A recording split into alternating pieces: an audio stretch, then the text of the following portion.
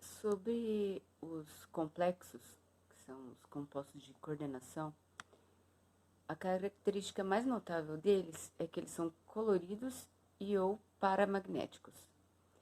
E isso se dá por conta de duas teorias, que são a teoria do campo cristalino e a teoria do campo ligante.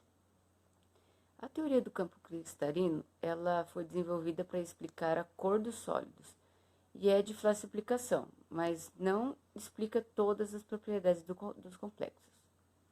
Já a teoria do campo ligante, ela se baseia na teoria dos orbitais moleculares e dá explicações mais detalhadas.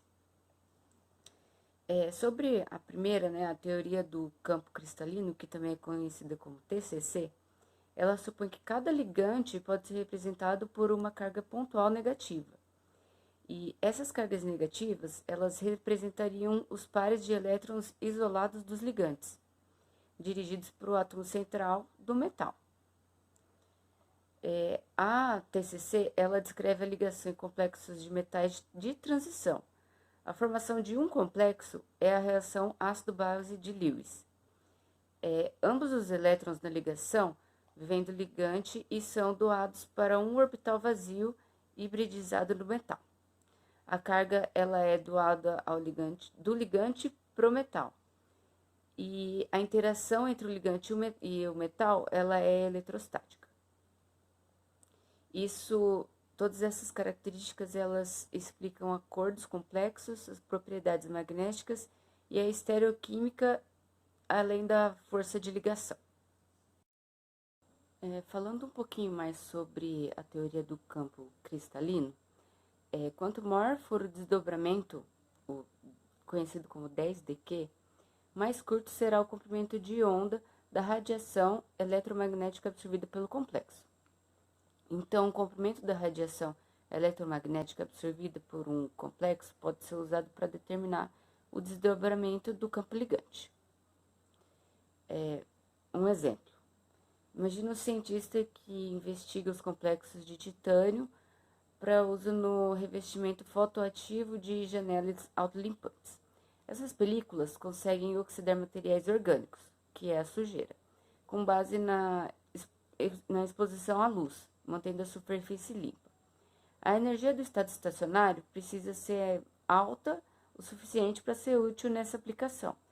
E aí, então, deve-se calcular a energia do estado excitado de um desses materiais potencialmente úteis.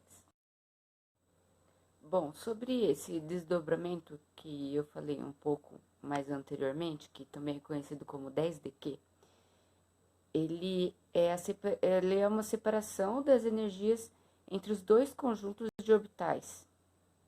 Basicamente isso.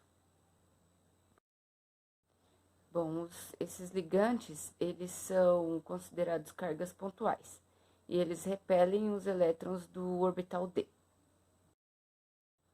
Bom, a interação eletrostática metal-ligante, ela remove parcialmente a degeneração dos 5 orbitais D, que existem no íon metálico isolado, ocasionando o desdobramento desses orbitais em conjuntos com diferentes energias, como nós podemos ver nessas figuras aqui.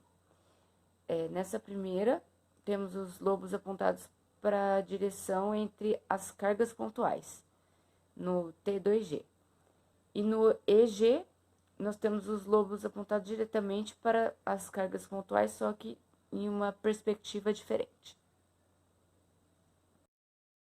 Bom, algumas características a mais, sobre eles.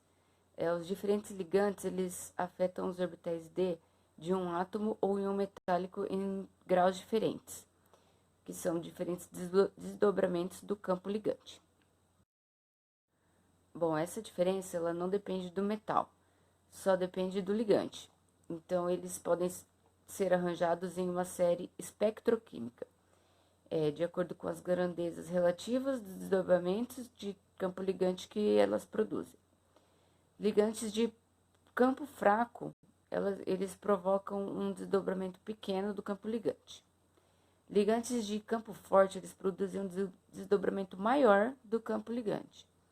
A linha horizontal, ela marca a fronteira aproximada entre as duas classes de ligantes. E a mudança de cor representa o aumento da energia da luz absorvida quando a energia do campo aumenta. Bom, e qual a importância dessas duas teorias? A substituição de um ligante por outro, né, nos dá um controle químico sobre a cor. Também a substituição de ligantes do campo fraco por ligantes de campo forte age como uma chave química para ligar e desligar o paramagnetismo. Bom, e o desdobramento do campo ligante afeta a configuração do complexo, o que não era previsto para a regra de Round, pois ela estimava o arranjo dos elétrons num átomo isolado de metal. E quando o metal faz parte de um complexo, deve-se considerar as diferenças de energia entre os orbitais T2G e EG, como visto anteriormente, e que mudam a ordem de preenchimento. Os três orbitais de T2G eles têm a mesma energia e ficam abaixo dos EG.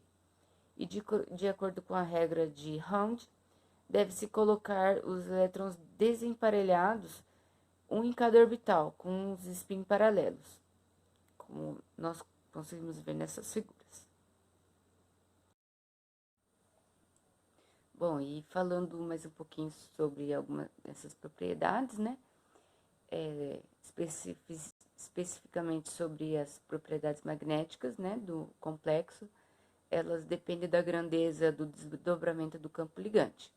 Ligantes de campo forte, elas tendem a formar complexos de spin baixo e são fracamente paramagnéticos. E ligantes de campo fraco tendem a formar complexos de spin alto e são fortemente paramagnéticos. Sobre as cores, né, dos complexos. Como a gente vê nessa figura, né, nessa roda de cores, a cor da luz absorvida é a oposta da cor percebida, né? Como exemplo aí, um complexo que absorve luz laranja parece azul ao olho. Mais uma característica interessante sobre as cores. Os ligantes de campo fraco, têm os pequenos desdobramentos, eles absorvem radiação de baixa energia.